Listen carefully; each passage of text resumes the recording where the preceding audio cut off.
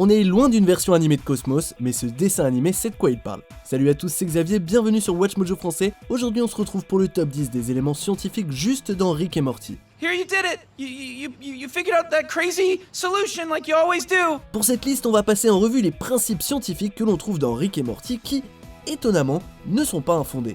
On va inclure ce qui n'est pas encore faisable mais qui pourra exister à l'avenir, ainsi que des théories scientifiques. Terrific. The fart that pooped gold. No wonder every cop in the system is looking for us.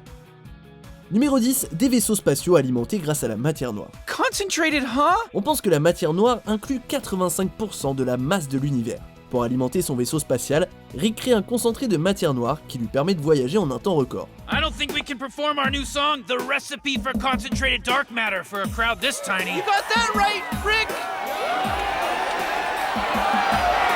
Now that's more like it! On peut comprendre pourquoi les aliens voulaient la recette de Rick, vu que la matière noire pourrait être la clé d'une plus grande vélocité dans les voyages spatiaux. Jia Liu, physicien de l'université de New York, a suggéré un vaisseau doté d'une entrée permettant de consommer les particules nommées neutralinos, soit des particules de matière noire. 2 parts plutonic quarks, 1 part cesium. Okay, Ces neutralinos se détruiraient entre eux tout en passant dans le système, créant ainsi un moteur à réaction. Une plus grande célérité signifie plus de choc entre neutralinos, un vaisseau pourrait donc atteindre la vitesse de la lumière en quelques jours. Ce n'est qu'une théorie, mais l'idée de Rick est intéressante.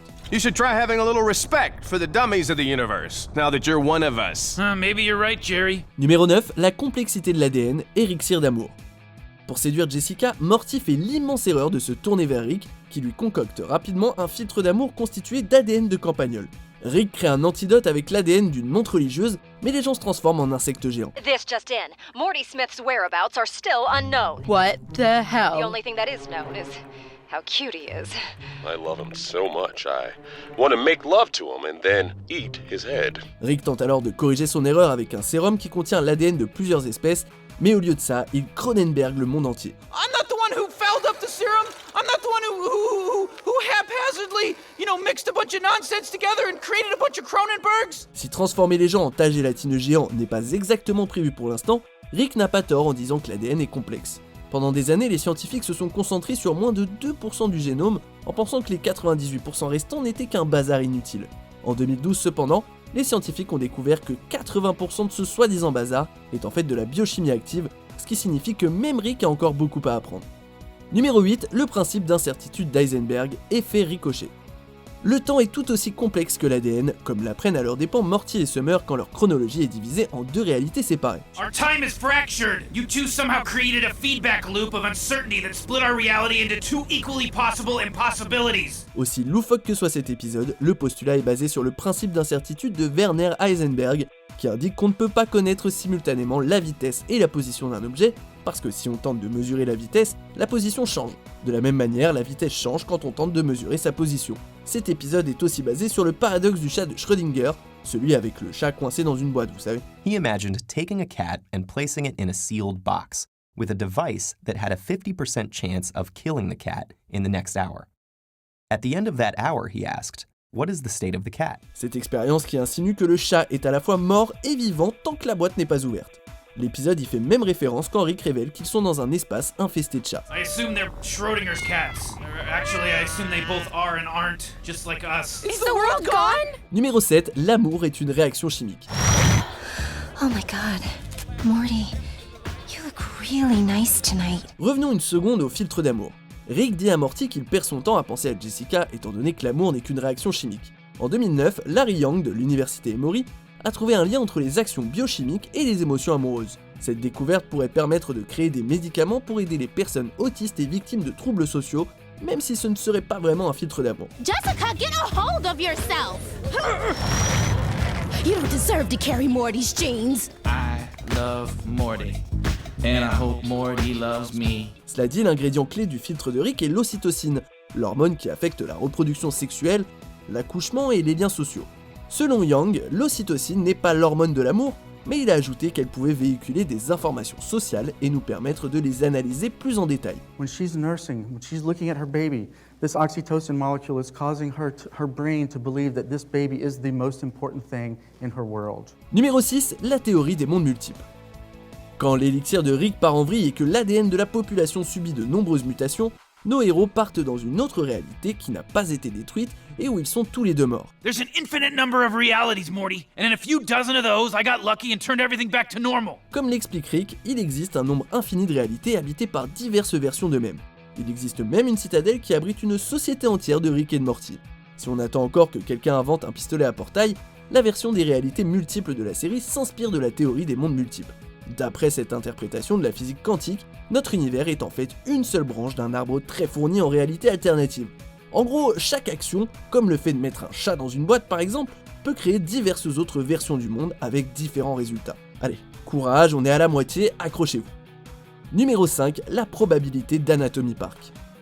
Face à un Père Noël sans abri sur son lit de mort, enfin plutôt sa table de ping-pong de mort, Rick rétrécit Morty et l'injecte en lui. Oh my god! This is insane! Spleen Mountain? Bladder Falls? Morty découvre que les organes de l'homme ont été convertis en parc à thème et que les maladies sont en liberté. L'épisode s'inspire grandement du Voyage Fantastique et de Jurassic Park, qui versent tous les deux plutôt dans la science-fiction que dans la science tout court. Même si les rayons rétrécissants sont sûrement destinés à rester théoriques, ce concept n'est pas si farfelu que ça. En 2015, des machines microscopiques ont réussi à s'aventurer dans une souris vivante pour libérer des nanoparticules. L'étape suivante logique serait d'utiliser ces machines pour libérer des médicaments dans le corps humain. Et ce serait sans doute plus sûr que d'envoyer Morty. The nipple hole. It's beautiful. Numéro 4, geler des gens. De tous les appareils que Rick garde dans sa blouse, le rayon gel est sans doute le plus pratique. Oh jeez, Rick! What'd you do to Frank? Pretty obvious, Morty. I froze him. Now listen, I need your help, Morty. On ne verra probablement pas de sitôt un pistolet qui transforme les gens en statues de glace, mais il est possible de cryogéniser quelqu'un qui vient d'être déclaré mort légalement. En mettant la personne tout juste décédée à la température de l'azote liquide, son corps est préservé et pourrait théoriquement être réanimé par la suite. Maintenant, il faut trouver comment ramener les personnes gelées à la vie. Le Cryonics Institute espère qu'un jour, on pourra geler des personnes victimes de maladies en phase terminale, même si pour l'instant ce n'est pas légal. Et pour les personnes en bonne santé, mieux vaut éviter pour ne pas finir comme Frank. Hi, Frank. Numéro 3, des simulations dans des simulations. Well, what's this? Well, what could this possibly be? Because it looks like you're inside a simulation. Inside a simulation. À plus d'une occasion, Rick et Morty ont parlé de réalité virtuelle, qui devient toujours plus sophistiquée au fur et à mesure des avancées techniques. Dans Prout l'extraterrestre, Morty joue à un jeu nommé Roy, dans lequel il incarne une autre personne et vit une vie banale. Have you talked to my father about the carpet store? Roy? Dans M. Night Shyamalan, Rick et Jerry se retrouvent piégés dans une simulation qui comporte en fait plusieurs couches. Si on n'a pas encore de preuves que la matrice est devenue réalité, on peut toujours prendre en compte l'idée que notre monde est peut-être un jeu vidéo. Oh, and by the way, I don't have discolored butthole flaps. That was part of the simulation. Oh, sir, should I cancel that appointment then? Yeah, of course you should.